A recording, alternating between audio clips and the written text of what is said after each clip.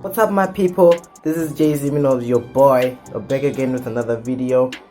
The Zimbabwean police cars versus the South African police vehicles. Which one is better? So at first, let's look at the police vehicles used. For Zimbabwe, they normally use the Nissan hardbody trucks, Mercedes-Benz, and the Ford Rangers. But for South Africa, man, they've got a lot of mix.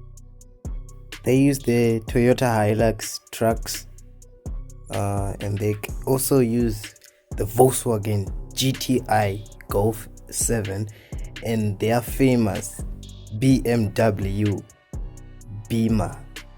Haha, these guys' fleet is awesome. With the South African crime rate way above Zimbabwe's, they really need good vehicles to curb the problem of crimes in South Africa.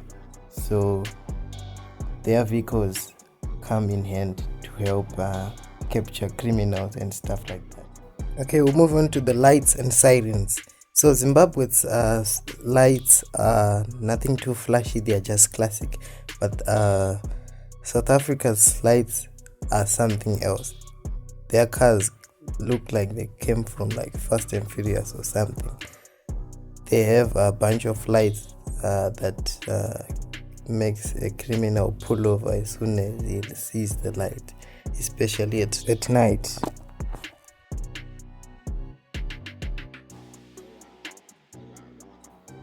Tech and gadgets. When it comes to technology and gadgets inside the police vehicles, Zimbabwe's have the basic lights and radios a police car should have. But for some South Africa police units, they have dashboard cameras like the one in Kutora. They also have some real life tracking and inbuilt computers, which is very, very fascinating.